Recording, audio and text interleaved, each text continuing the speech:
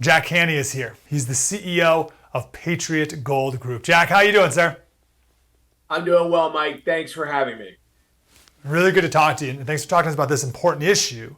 So, again, we just talked about it in great detail, but what are you seeing with central bank digital currency? It's not just manipulation, it's this control. It's more than manipulation, it's currency control. Before we get to the solutions, what are you seeing in that world?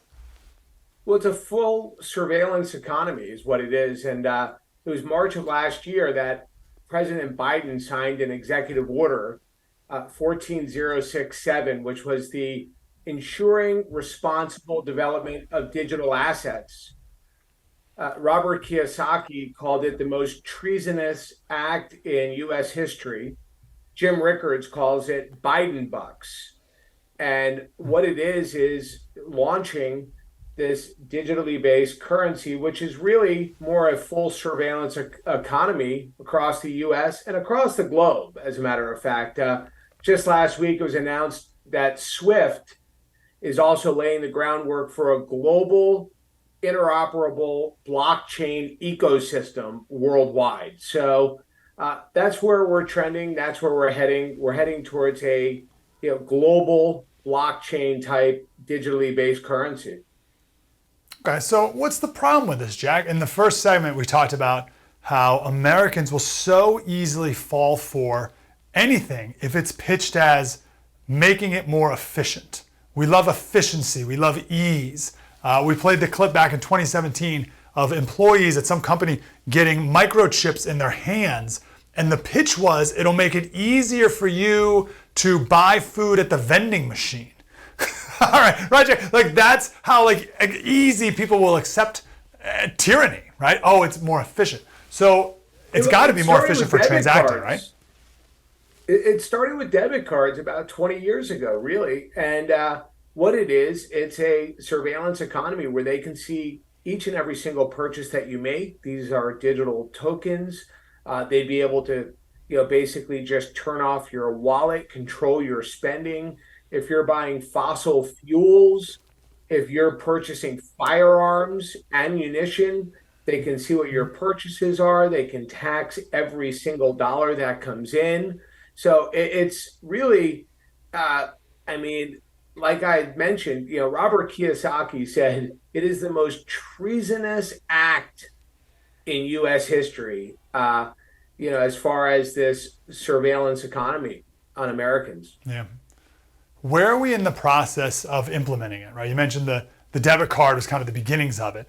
Where are we in the steps towards the ultimate end of it actually fully happening?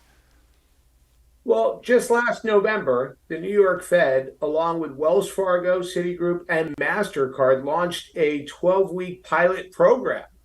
So this thing's rolling out. It's implemented in China. This is rolling out. And what's concerning is this administration had kicked Russia out of the SWIFT banking system 18 months ago when they invaded Russia, leading to central banks' record purchases of gold. Russia, China, India, Turkey, Poland, and the development of BRICS, an alternative, basket-based reserve currency. 6 additional countries just joined last month in Johannesburg, most notable Saudi Arabia and the United Arab Emirates.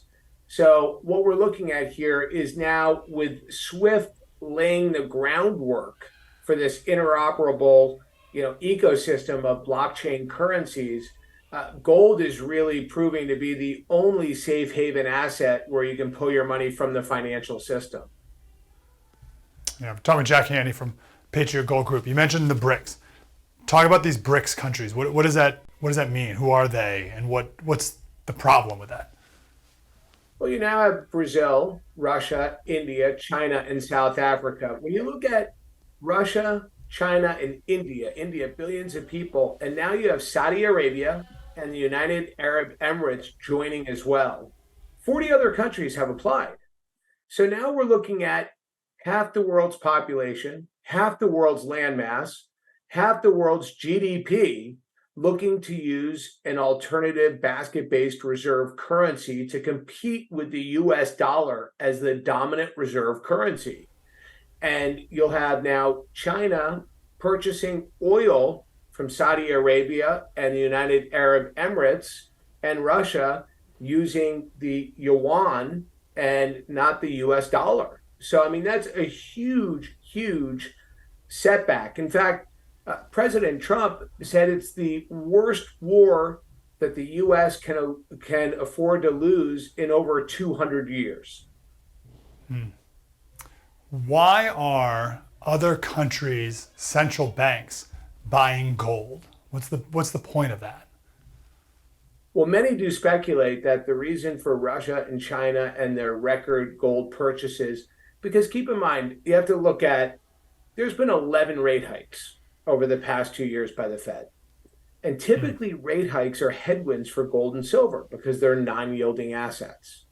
Meanwhile, gold was $16.50 an ounce back in October of 2022, and today it's $19.50. So gold's up 20% in spite of 11 consecutive rate hikes. Why? Because Russia, China, Poland, Turkey, India are stockpiling, literally stockpiling record amounts of physical gold and silver. And many are speculating because Putin and Russia had hinted at about 2 months ago BRICS being backed by gold. So a new dominant reserve currency being BRICS, which is an alternative basket-based reserve currency, being backed by gold. Because of fiat money and the U.S. dollar and our $33+ trillion in debt. When I hear that, I think, well, if they're buying it, I can't get it. You know what I mean? Like if China wants it all, how am I able to get some myself? How does that work? How do you get it to people? Well, I'm not a certified financial investment advisor, nor do I give tax advice. But what I do tell our clients is, do what central banks are doing. Central banks are the ones that can print just endless amounts of money, endless amounts of US dollars, endless amounts of yuan, endless amounts of whether it be euros or pounds. Meanwhile, what are central banks doing?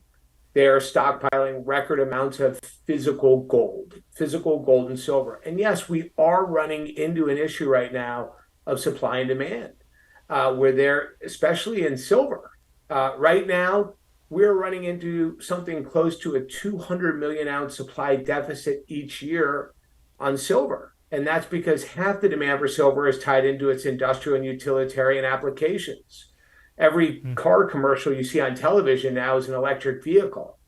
Well, the amount of silver in every electric vehicle, solar panel, mainframe computer, desktop, laptop, tablet, cell phone. So we are running into significant supply constraints in both gold and especially silver. And you guys can just give it to people, or you guys can mail it to people. Yes, on a simple cash purchase, you are in receipt of the physical gold and silver within 5 to 7 business days. It is shipped to you registered and insured in a nondescript box. Of course, you're not responsible for a single thing until signed for by you. But we've seen our business just absolutely skyrocket over the last 3 years since March of 2020. Then with the Russia invading Ukraine, with this administration, persistent inflation, it has been an absolute perfect storm for physical gold and silver over the past 36 months. I can't imagine there's a single person who thinks that we're going to be spending less money over time. Debt will only get worse. Like even if Republicans win everything, debt will continue to get worse. What's the connection between debt and the price of gold? Well, with the Fed's raising rates, the cost at servicing our $33+ trillion U.S. debt has now exceeded $1 trillion annually. We also spend $1 trillion annually on our defense budget. So there's $2 trillion right there. Wow. But there's a direct correlation with the U.S. debt and the price per ounce of gold.